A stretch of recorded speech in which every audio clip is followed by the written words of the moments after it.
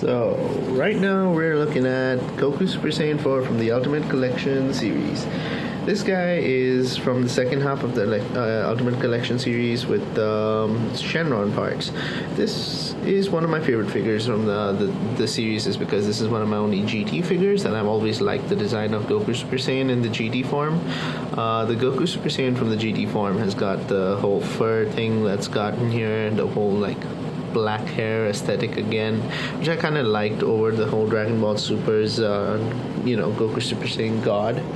So the Goku Super Saiyan 4 just invented a whole new look for him, whereas the Goku Super Saiyan God just kind of looked like, no offense to Dragon Ball Super fans or anything, it kind of looked like Dragon Ball, looked like Goku with Super Saiyan, well not Super Saiyan, well it kind of looked like, I don't know how to explain this. It looked like Goku with Kaioken on, but a little bit thinner Goku, which to some extent was good. And I feel like that's the kind of art style which Toyotaru is better at anyways. When I've seen the differences in the art style between Dragon Ball Z versus Dragon Ball Super, I've noticed that Toyotaru's drawings and Toyotaru's art style is a lot more thinner, sleeker aesthetic characters, whereas Toriyama in the past has always gone for heavier, more bulkier looking characters. It always looked like a muscle fest with Toriyama's figures, but not Toriyama's characters. But for some reason, when you see Toyotaru's characters, it was just slimmer. So I kind of always liked the Toriyama style, this thing, which was carried to GT. Despite GT not being made by Toriyama, they carried on the whole idea of Goku and how, or any of their characters, and how they used to bulk up, get a little bit more different form. They tried to reinvent the form, try to get a more perfect form of him, trying to say hey, Goku Super Saiyan 4 is the final form. And they went back to the roots of Dragon Ball, where the whole Moon's power turning him into Great Ape, which was a forgotten part of the story. I feel like people forgot completely about the fact that how Moon's waves were affecting Saiyans, that when Dragon Ball GT brought it back, I felt it was fair. Agreed, the animation style was not great. There were moments in the story that were really bad. If you see the story part when they were in space trying to get the Black Star Dragon Balls, and when getting the Black Star Dragon Balls, that whole part in the space journey where they meet these random aliens and stuff, yes, that was done pretty bad. Anyways, that was a little backstory, a little bit this thing. Getting to the figure review itself. The figure itself is done really well. They got the hair really nicely. They got the hair at the back. They got even the sideburns coming down from here.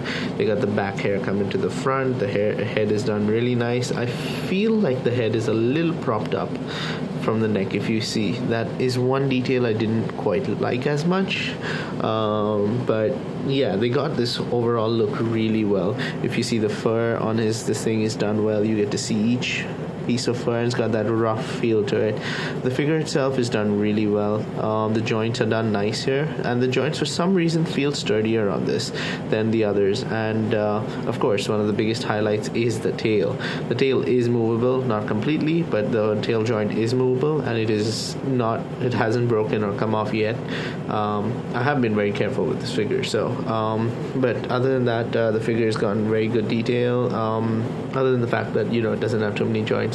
The rest of the parts are movable. This joint, as standard with all the Ultimate Collection figures, here the same standard is maintained. The knee joints is maintained.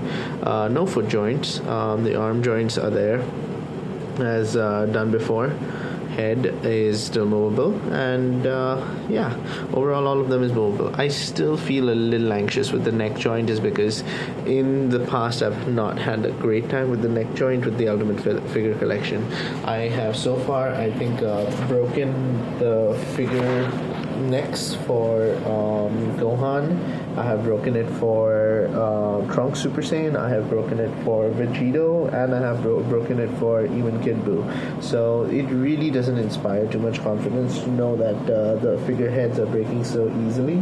So it kind of keeps fear for me to know that maybe this will break as well in the future. This is another official by Bandai. I do not know if you'll be able to see this because of the dark colors that it has on its feet. It says Be China. I think it says B China. Let me see.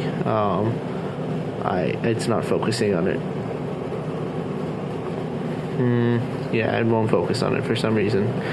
But yeah, so it says B China down there, and also the black color is kind of not helping the way it looks as well. So overall, there's another aesthetic which I like was the detail they put in the chest and the body here. They've gotten each of the cuts perfectly done. The clothes are done really nicely. The feet, they have actually made it different. And it's really amazing how well this figure is built, considering most figures, usually they take like the same style of the body and then they just reuse it for the rest of them. But Goku is just such a unique look, they couldn't have done that, so they had to make like a whole different mold for this, a whole different figure set for this. So this was really amazing and one of my favorite sets. I am in the process of possibly getting a Gogeta Super Saiyan 4 figure in the future. Stay posted for that one. I don't know if it'll come here or not, because it all depends on the releases in India or not. So if it releases in India, good. If not, then I mean, I guess I can't help it. Not much else to say about the figure.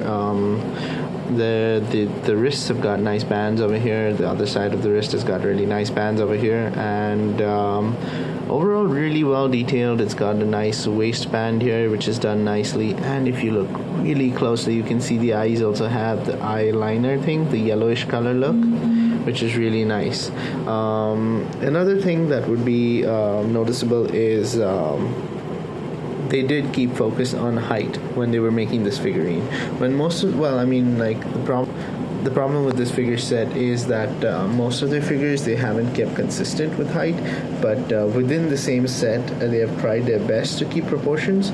So if you compare this figure next to Baby Vegeta right here, he is a little bit shorter. He's got the little height disadvantage over him. He's got the whole size difference, but I don't know if Baby Vegeta was supposed to be taller than Goku Super Saiyan 4, but in the figure set they have definitely made it so. I know in real life Vegeta is supposed to be shorter than Goku, but I don't know if when he turned into Baby Vegeta he became, taller. Maybe not, but they have kept good detail on that. I will be getting to this figure in the next video.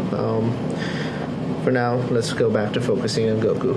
So overall, Goku's got a really nice aesthetic to it. It's got that nice rough feel, and it's got a very accurate look to it. The eyes may not be completely accurate. They've tried to do their best with their colors and stuff, but as it gets dirtier and dirtier, the detail starts to get lost, and you tend to just, lose the whole kind of the look that you got there.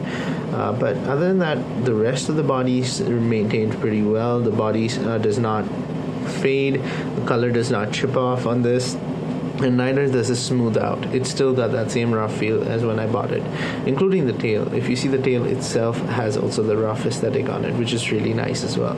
So yeah, I hope you guys like this one. I hope you guys like Super Saiyan 4 Goku.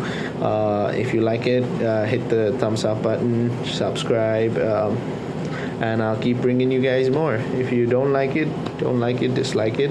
But if you guys like it, definitely put a like in there. I'll see you guys next time with the next one, which is Baby Vegeta. You guys probably have already gotten a mini preview right now on it, but yeah, so he'll be coming next video. Peace.